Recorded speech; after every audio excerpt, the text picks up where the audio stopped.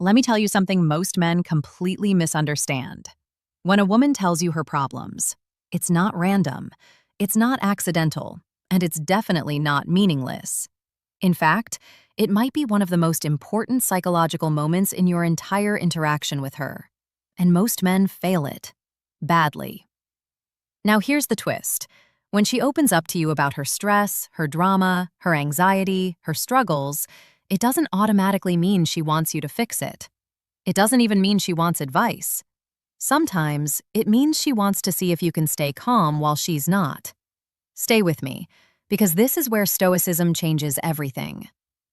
Before we dive deeper, a quick message. If you've been learning from my videos and you want to support this work, you can subscribe to me on Facebook with a paid membership, send stars, or join my YouTube channel's paid community.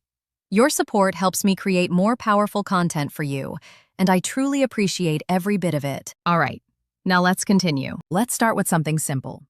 Women are emotional processors. That doesn't mean they're irrational. It means they regulate emotions through expression. Men, on the other hand, tend to regulate emotions internally. So when she comes to you and says, "I've had the worst day. My boss is impossible. My friend betrayed me. I don't know what to do anymore." What's happening beneath the surface? She's not just telling you a story. She's observing your nervous system. Yes, your nervous system. Are you calm? Do you tense up? Do you start panicking? Do you try to overfix? Do you look confused? Here's the mini secret most men miss. Attraction is heavily tied to emotional stability. If her emotions rise, and yours rise higher, you lose. But if her emotions rise, and yours stay grounded, you become the anchor. And anchors are attractive. Now let's clarify something important. Stoicism does not mean being cold. It does not mean being emotionally unavailable. It does not mean saying, "That's life, deal with it." That's not strength. That's emotional laziness. True Stoicism is controlled presence. It's the ability to feel without being overwhelmed. It's the ability to listen without losing composure. And when a woman tells you her problems, she is subconsciously asking, "Can you handle my storms?"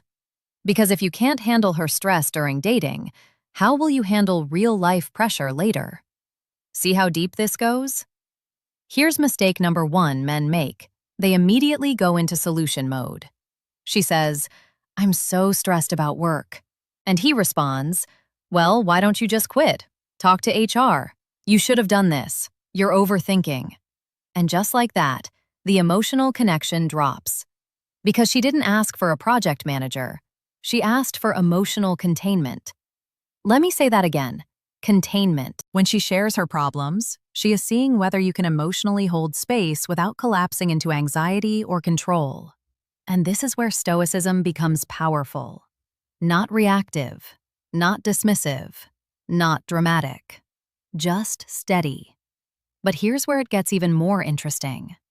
Sometimes, when a woman repeatedly tells you her problems, it means she feels safe. And safety is the foundation of attraction. Think about it. She's not telling every guy her vulnerabilities. She's not opening up to men she sees as temporary. She's testing emotional depth. And here's the paradox. The more emotional she gets, the calmer you should become. Not fake calm, grounded calm. Because emotional polarity creates attraction. If both of you are chaotic, it feels unstable. If both of you are cold, it feels disconnected. But when she expresses and you stabilize, that dynamic feels balanced, and balance feels secure. Now here's a deeper layer.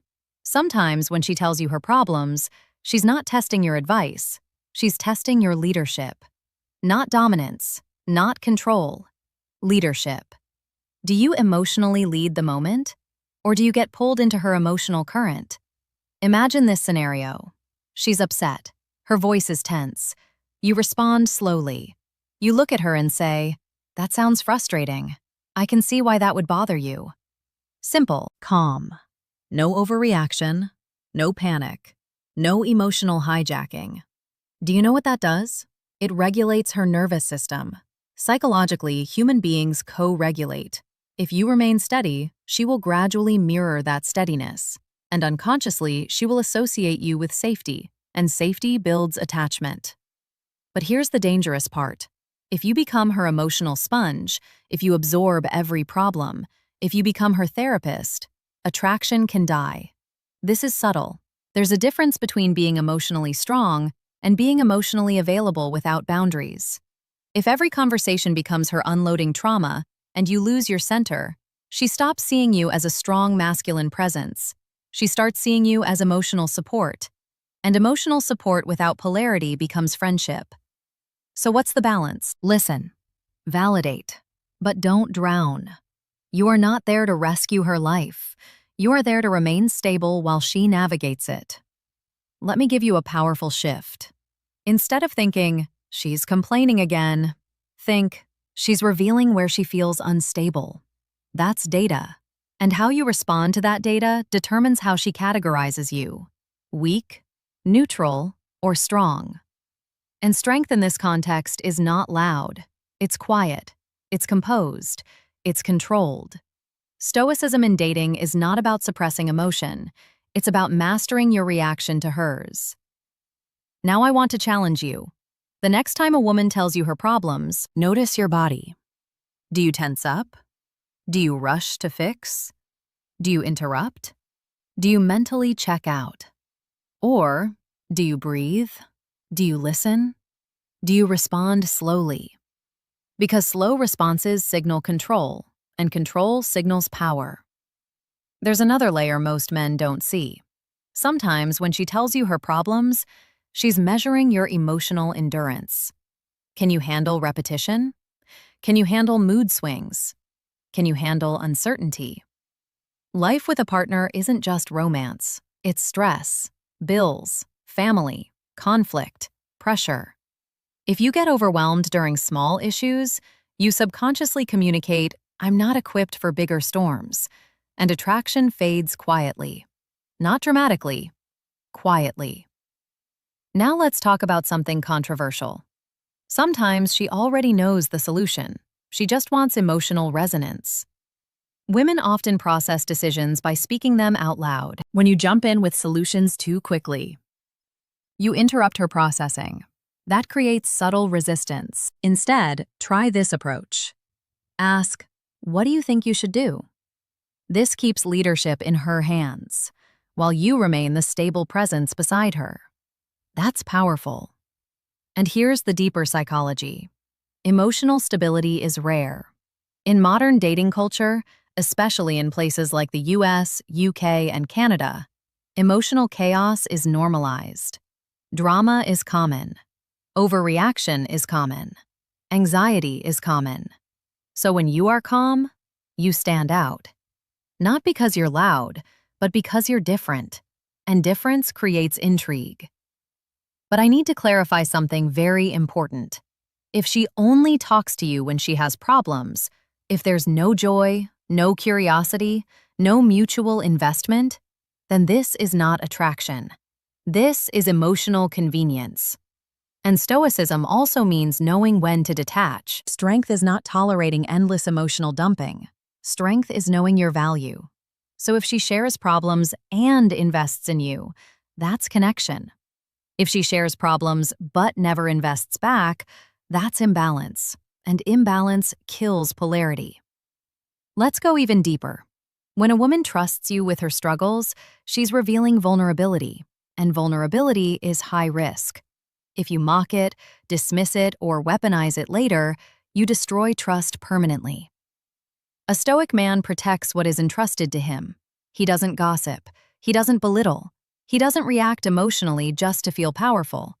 His power comes from restraint, and restraint is attractive. Here's something most men don't expect. Sometimes when she tells you her problems, she wants to see if you'll become emotional with her. Not supportive emotional, chaotic emotional. If she says, "I hate everyone at work," and you say, "Yeah, they're all idiots," you just joined the storm.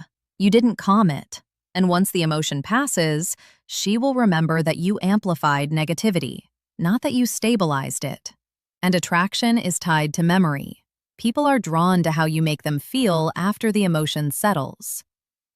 So what does Stoic response actually look like? It looks like this: calm eye contact, measured tone, brief validation, optional thoughtful question, no overreaction. That's it. No dramatic speeches, no motivational seminar, just grounded presence. And grounded presence is magnetic. Let's make this real. Imagine two men. Man A panics when she's upset. He overtalks. He tries to fix everything. He gets stressed. Man B listens. He nods. He stays composed. He speaks slowly. He doesn't lose himself. Which one feels safer? Which one feels stronger? Which one feels like someone you could rely on? Exactly. Now here's something nobody talks about. The way you handle her emotional moments is a preview of your character. Not your words, not your intentions, your actual character. Because anyone can say the right things during the good times, during the easy conversations, during the fun dates. But when she's falling apart in front of you, that's when who you actually are shows up. And she knows this. She may not say it consciously, but emotionally, she's reading you at full depth in those moments. The man who stays grounded when things get heavy isn't just attractive. He's rare. And rarity has value. Here's another thing worth examining. Most men have never been taught to sit with discomfort. They were taught to fix it, move on from it, push through it. But emotional maturity isn't about pushing through. It's about staying present inside it. When she's in pain and you stay present without flinching, without checking your phone, without getting irritated, without trying to rush her back to happiness, you communicate something powerful. You say, without words, "Your experience matters, and I'm not afraid of it." That message lands deep, deeper than most men realize, and it creates a kind of trust that is very hard to break. Let's also address something about silence. Most men are uncomfortable with silence. When she stops talking, they rush to fill the space. They say anything. They over-explain. They make a joke. But silence, in moments of emotional intensity, is not empty. It's full. It's full of presence. When you sit quietly beside someone who is struggling, and you don't try to escape the moment, that silence holds more weight than any words you could say. Learn to be comfortable in that space. The man who can sit in emotional silence without discomfort is the man who communicates deep psychological safety. And psychological safety is one of the most powerful forces in human bonding. Here's the final layer most people never consider. When she tells you her problems, she may also be testing how you handle future conflict between you and her. If you get reactive when she's upset about work, she assumes you'll be reactive when she's upset at you. But if you stay steady when the problem isn't even about you, she imagines stability during relationship conflict, and that builds long-term attraction, not just short-term chemistry. So remember this: her emotions are not your enemy. They are an opportunity to demonstrate control, an opportunity to demonstrate leadership, an opportunity to demonstrate that you are not easily shaken. Stoicism is not about silence. It's about strength without noise. And when a woman feels that, she relaxes. And when she relaxes, she connects. Now I want you to reflect. Think about the last time a woman told you her problems. Did you try to fix? Did you get overwhelmed? Did you withdraw? Or did you remain centered? Because the difference between being just a nice guy and being deeply attractive often lies in how you handle her emotional moments. Not the fun dates, not the flirting, the emotional moments. That's where attraction is tested quietly. And here's the thing about mastering this. It doesn't just improve your relationships with women, it improves your relationship with yourself. Because the same composure you bring to her storms, you'll start bringing to your own. The emotional control you develop in dating becomes emotional control in business, in friendship, in family, in every high-pressure moment of your life. Stoicism isn't a dating tactic, it's a way of being, and the men who build it don't just attract better relationships, they build better lives. If this shifted your perspective even slightly, then you're starting to understand the psychology most men ignore. And trust me, once you master emotional control, dating changes, relationships change, your entire presence changes. So here's what I want you to do next. Start observing, not reacting. Start stabilizing, not solving. Start leading emotionally, not competing emotionally. And watch what happens. If you found this valuable, make sure you like this video and subscribe to the channel, because we break down female psychology, emotional strength, and modern dating dynamics in ways most people are too afraid to talk about. And if you want to go deeper, check out the other videos on this channel about masculine frame, emotional control, and attraction psychology. The more you understand these dynamics, the less confused you'll feel, and the more powerful your presence becomes. I'll see you in the next one.